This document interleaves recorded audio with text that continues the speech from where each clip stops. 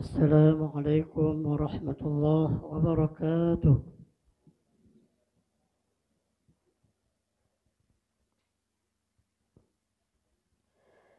أبدأ بسم الله والرحمن وبالرحيم دائم الإحسان، فالحمد لله القديم الأول الآخر الباقي بلا تحول، ثم الصلاة والسلام سرمدا على النبي خير من قد وحدا، وآله وصحبه ومن تبع سبيل دين الحق غير مبتدع. وبعد فاعلم بوجوب المعرفة من واجب لله 20 صفة، فالله موجود قديم باقي مخالف للخلق بالإطلاق، وقائم غني وواحد وحي قادر مريد عالم بكل شيء، سميع باصر ومتكلم له صفات 7 تنتظم، فقدرة إرادة سمع بصر حياة العلم كلام استمر، وجائز بفضله وعدله ترك لكل ممكن كفعله. أرسل أنبياء ذوي فطانه بالصدق والتبليغ والأمانة، وجائز في حقهم من عرضي بغير نقص كخفيف المرض، عصمتهم كسائر الملائكة واجبة وفضل الملائكة، والمستحيل ضد كل واجب، فاحفظ ل50 بحكم واجب، تفصيل 25 لزم كل مكلف فحقق واغتنم، هم آدم إدريس نوح هود مع صالح وإبراهيم كل متبع، لوط وإسماعيل إسحاق كذا، يعقوب يوسف وأيوب اهتدى، شعيب هارون وموسى واليسع ذو الكفل داود سليمان اتبع، إلياس يونس زكريا يحيى عيسى وطه خاتم دعويا، عليهم الصلاة والسلام وآلهم ما دامت الأيام، والملك الذي بلا أب وأم لا أكل لا شرب ولا نوم لهم، تفصيل 20 منهم جبريل ميكال إسرافيل عسرائيل، منكر نكير ورقيب وكذا، عتيد مالك ورضوان اهتدى، 4 من كتب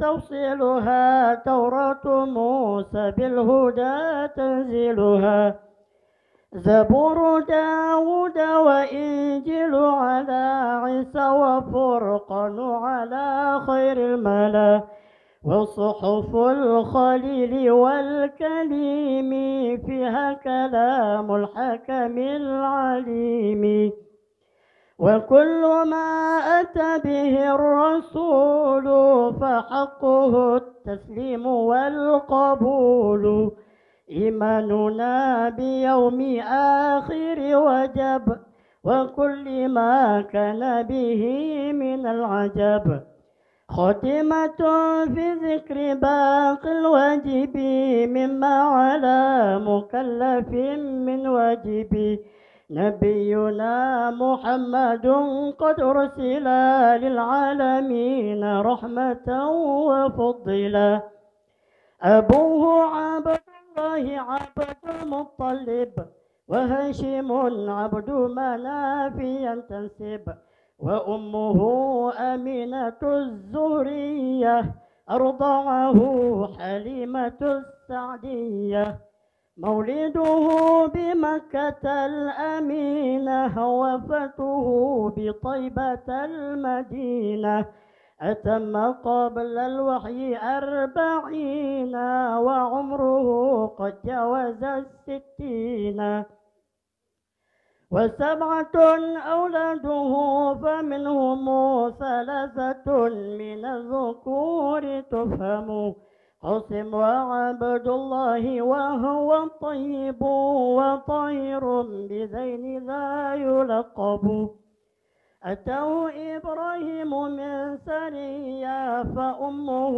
مرية القبطية وغير إبراهيم من خديجة هم 6 فخذ بهم وليجة و4 من الإناث تذكر رضوان ربي للجميع يذكر فاطمة الزهراء بعلها علي وابنهما السبطان فضلهم جلي فزينب وبعدها رقية وأم كلثوم رضية عن خير صوت وفاة المصطفى خيرنا فاخترنا النبي المصطفى عائشة وحفصة وسودة صفية ميمونة ورملة هند وزينب كذا جويرية للمؤمنين أمهات مرضية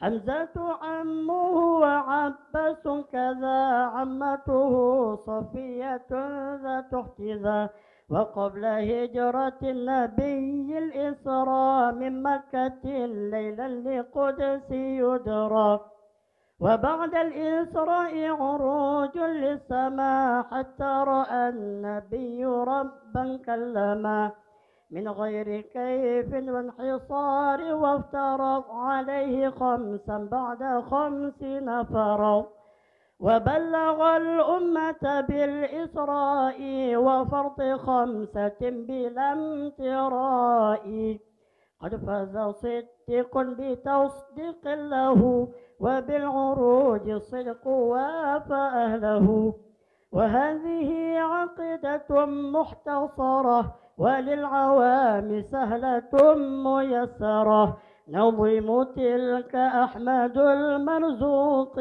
من ينتمي للصادق المصدوق والحمد لله وصلى سلم على النبي خير من قد علم والآل والصحب وكل مرشد وكل من بخير هدي يقتدي وأسأل الكريم إخلاص العمل ونفع كل من بها قد اشتغل أبياتها ميز بعد الجمل تاريخها لحي غر جمل سميتها عقيدة العوام من واجب في الدين بالتمام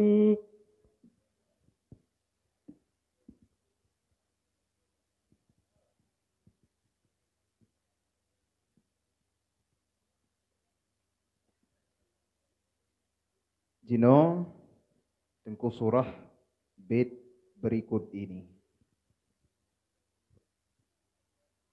An tis'i niswatin wafatul Mustafa khayrna fakhtarna an-nabiyyal muqtafa Aisyatun wa Hafsatun wa Saudah Safiyatun Maimunatun wa Ramlah Hindun wa Zainabun Kadha Juwairiyah Lil mu'minina ummahatum mardiyah. Bismillahirrahmanirrahim. Bermula wafat Nabiul Mustafa itu sabit dari si kurang rumah yang diperpilihkan akan mereka itu. Maka memilih oleh mereka itu akan Nabi yang Al-Muqtafa. Bermula salah satu daripada sekurang itu Aisyah dan Hafsah dan Saudah dan Safiyah dan Maimunah dan Ramlah dan Hindun dan Zainab. Sabit seperti demikian lagi itu Juwairiyah. Sabit bagi orang mukmin itu mak yang diridhakan. Bismillahirrahmanirrahim. Di saat Rasulullah sallallahu alaihi wasallam wafat, nasi kurun roh perumah yang ditinggali oleh Nabi. Kemudian si kurun roh perumah yang ditinggali oleh Nabi tersebut diberikan pilihan yang mana perintahnya berasal dari Allah Subhanahu wa taala. Diberikan pilihan untuk memilih perhiasan dunia dan syurga. Karena mereka menuntut dari Rasulullah akan perhiasan dunia, sedangkan Nabi hanya memiliki harta.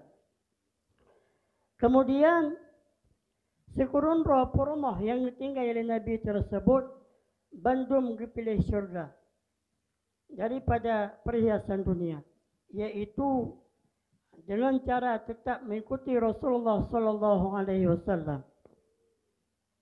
Adapun sekurun roh perumah yang ditinggali oleh Nabi tersebut adalah Sayyidah Aisyah, Hafsah, Saudah, Safiyah, Maimunah, Ramlah, Hindun, Zainab dan Juwairiyah.